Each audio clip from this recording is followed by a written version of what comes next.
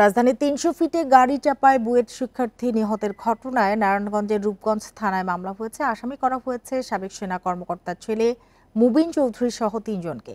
Dope টেস্টে মিলেছে মাদক সেবনের প্রমাণও। আহত দুজন ঢাকা মেডিকেল ও স্কয়ার হাসপাতালে চিকিৎসাধীন রয়েছেন। এ নিয়ে আলোচনা করতে রাজধানীর কাকরাইল থেকে আমাদের সঙ্গে যোগ দিয়েছেন নিরাপদ সড়ক চায়ের মহাসচিব লিটন এরশাদ। আমরা সরাসরি চলে আছি লিটন এরশাদের কাছে। লিটন এরশাদ, আপনাকে স্বাগত জানাচ্ছি। যেটি জানতে চাই আপনার কাছে যে সড়কে প্রাণ গেল বুয়েট শিক্ষার্থীর, ঘটনাস্থলে যেটা দেখা গেল যে সড়কের মাঝখানে বাইক থামিয়ে চেক করা হচ্ছে, সড়কের মাঝখানে কেন করা হচ্ছে? আমি একটু সময় নিয়ে কথা বলতে চাচ্ছি। সেটা হলো যে প্রথমত হলো আমরা আমাদের বেশ কিছু অর্জনকে আমাদের বেপরোয়া মনোভাবের কারণে বা আমাদের নিজস্ব কিছু চিন্তা চেতনার কারণে ম্লান করে দিচ্ছি।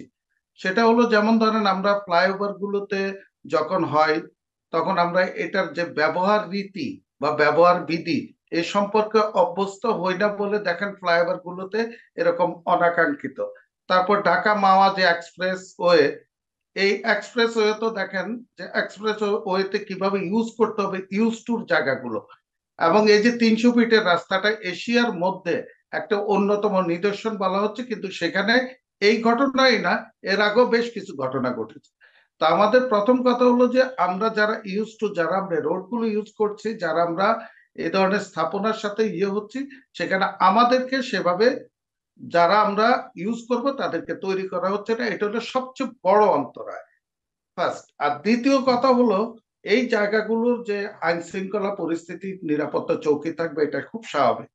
তো নিরাপত্তা চৌকিগুলো আপনার ভাষ্য অনুযায়ী আমরা সংবাদ মাধ্যমে যেটা দেখতে পেলাম যে রাস্তার মাঝখানে নিরাপত্তা, যেখানে ব্যারিকেড থাকবে, নিরাপত্তার জিজ্ঞাসাবাদ হোক যাই কিছু হোক, সেটা রাস্তার ধারে চৌকি থাকবে, সেখানে নিয়ে গিয়ে জিজ্ঞাসা করবে। যদি এই ধরনের ঘটনাটা ঘটতো, যদি না হতো, তাহলে এই ঘটনাটা ঘটতো না এবং এরকম একটি মর্মান্তিক মৃত্যুর ঘটনা ঘটতো। তৃতীয়ত হলো আপনার মাদকের যে কথাগুলো আমাদের এখানে বলা হচ্ছে এবং উচ্চবিত্ত শ্রেণীর সন্তানদের, আজকে যে এখানে যে ৩ জন সন্তানের পরিচয় পাওয়া গেছে তার মধ্যে ২ জনকে ডোপ টেস্টে আপনার মাদকের উপস্থিতি শনাক্ত করা গেছে। এখন সেখানে অভিভাবক শ্রেণীর বা এই শ্রেণীর মানুষগুলো, এরকম আরো বেশ কিছু ঘটনা আমাদের দেশে আছে, নজির আছে। এই অতিরিক্ত মদ খেয়ে বড় লোকের ছেলে বা উচ্চবিত্ত শ্রেণীর ছেলে বিভিন্ন জায়গার ছেলে এই ধরনের ঘটনা ঘটাচ্ছে। সেখানকার সেই জায়গাগুলো কি এই শ্রেণীর বাবা মা বা অভিভাবকরা কি তাদের সন্তানকে ঠিকমতো নিয়ন্ত্রণ করতে পারছেন না, না তাদেরকে প্রশিক্ষিত করতে পারছেন না? তো এই জায়গাগুলোকে আমরা যখন চিহ্নিত করে বেশ কিছু বিষয়ে আমরা সরকারের কাছে প্রস্তাবনা দিয়েছি, বিআরটি এর কাছে জি, দিয়েছি। জনাব লিটন, বেপরোয়া গতি নিয়ন্ত্রণে আসছে না, সড়কে শৃঙ্খলাও ফিরছে না, এ বিষয়ে কি বলবেন? দেওয়ার আগে একটা মানে ট্রেনিং এর আওতায় নেওয়া এবং তাদেরকে রোড গুলো ব্যবহার করা এবং তাদের মানসিকতা পরিবর্তনের জন্য আমরা একাধিকবার বলছি। এখন আইন শৃঙ্খলা পরিস্থিতির দায় এখানে এড়ায় না। এই মর্মান্তিক সড়ক দুর্ঘটনায় তারা সড়কের মাঝখানে দাঁড়িয়ে এভাবে জিজ্ঞাসাবাদ করাটা নীতি নৈতিকভাবে সমর্থনযোগ্য নয়।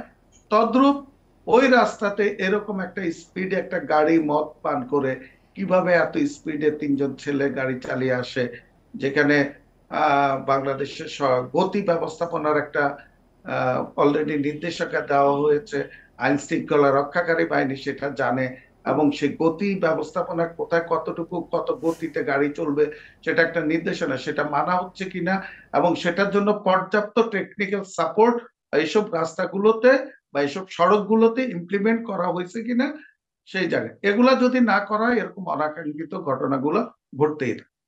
সেক্ষেত্রে একটু জানতে চাই যে সড়কের নিরাপত্তার বিষয়টি কি এখনো কথার কথাই থাকবে? আমার দৃষ্টিভঙ্গিতে তো কথার কথাতেই আছে। কারণ যদি আপনি, আমি যে কথাটা শুরুতে বলেছি যে আপনি এই রাস্তাটা বানিয়েছেন, কিন্তু এই রাস্তাটা যারা ইউজ করবে তাদেরকে যদি আপনি ইউজ টু না করেন, তাদেরকে যদি সে রাস্তা সম্পর্কে, সেখানকার চলাচল সম্পর্কে, সেখানকার এনভায়রনমেন্ট সম্পর্কে, সেখানকার সুফল এবং কুফল এবং প্রতিবন্ধকতা সম্পর্কে যদি আপনি তাদেরকে মানে না জানান দেন, না করেন, তাহলে কি করে আপনারা এটাকে কার্যকর দেখবেন? তাহলে এটা কথার কথায় থাকছে। আমি শুধু স্থাপনা বানিয়ে যাচ্ছি, আমি শুধু উন্নয়ন করে যাচ্ছি, আমি শুধু ইনফ্রাস্ট্রাকচার তৈরি করে যাচ্ছি, কিন্তু সেইটাতে কিভাবে সঠিকভাবে ইউজ হবে, কিভাবে মানুষ সেই জায়গাগুলোতে তার সচেতনতার পরিচয় দিবে, সেই জায়গাগুলো কই, সেগুলা কি তৈরি করা হচ্ছে?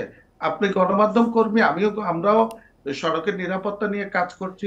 আমি আপনাকেও তো প্রশ্ন করতে পারি, আপনারা কি সেটা দেখেছেন? সে ধরনের পর্যাপ্ত প্রস্তুতি কি আইন শৃঙ্খলা রক্ষাকারী বাহিনীর পক্ষ থেকে আছে, না অভিভাবক শ্রেণীর পক্ষ থেকে আছে, না রাষ্ট্রের সবার পক্ষ আসলে থেকে আছে? সমন্বিত উদ্যোগ আসলে প্রয়োজন। জনাব লিটন এরশাদ, আপনাকে অনেক ধন্যবাদ আমাদের সাথে যোগ দেবার জন্য, আমাদের সময় দেবার জন্য।